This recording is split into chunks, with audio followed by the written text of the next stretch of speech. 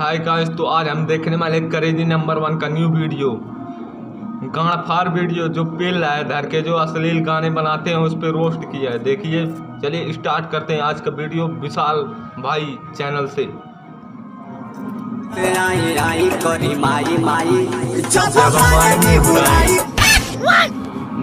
मारेला अरे सारा कैमरा में ये वीडियो का हटा देता।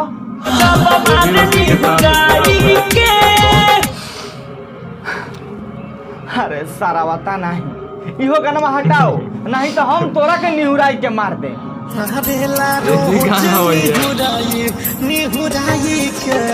अरे तोरी बहिन का गाड़ी में कबूतर पेलो ई कौन स्टेप हरे के मारेला रोज निहुराई के। अगर तहार निहुर के मरवावे में मजा नहीं क्या आवत तो खड़े खड़े मरवा लो। लाल खतिए भकलंडी गाना गावत तरू के मारेला रोज निहुराई के। और ये भाई लो का देने कर भतरा करे के निहुराई के मारत हुई, चाहे तरफ खड़े खड़े मारत हुई, ई हमार पता नहीं थे। लेकिन हाई भौजी जगह हरकत करत यानु कसम से कहत नहीं, अगर भौजी 2 मिनट हाई भौजी संग नाचत रह जाइनु तो ई पाका बगत के निहुराई के भौजी के गाना मार कसम से।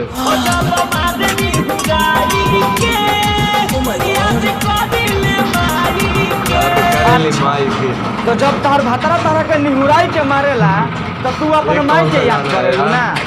तहार बहिन चोदो बस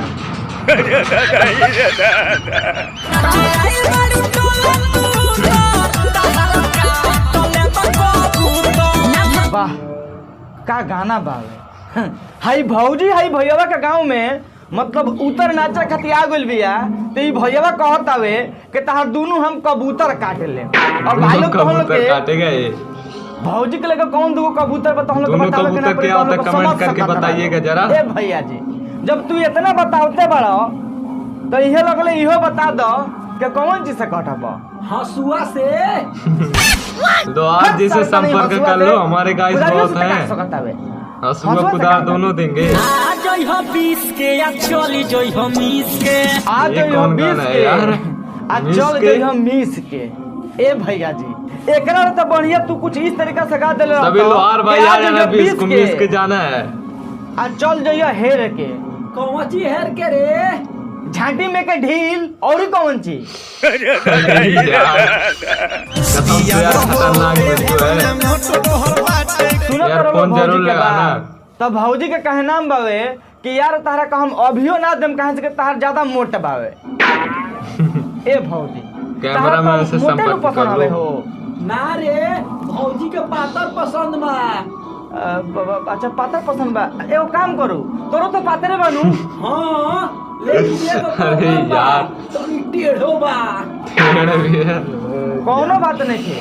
भौजी का पातर से मतलब बाबा टेढ़ बतला से टेढ़ रही जाके मार भौजी के 2 टिप। तो एक दिन नहीं सुबह शाम करेले सैया 2 टिप मार के आराम करेले। 2 टिप मार के आराम करेले। लेकिन ऐसे ऐसे गाना गाएंगे तो क्रेजी नंबर 1 भैया छोड़ेंगे नहीं। 2 टिप होते बाबे, 1 टिप आगे और 1 टिप पीछे ना। एकरी बहिन जो रही कितना कॉन्फिडेंस से कहतिया कि सैया 2 टिप मार के आराम करेले। काहे 3 टिप ना मार सकेला? अगर ना मार सकला तो हमार कैमरामैन के बुला लिहा ना। एकरा के मत बोली, अगर पातर बावे हमरा का बुला लिहा। जबले मरम न तबले पेलते रहो। रात पियावा संग सुतल कुछ कइले कि ना।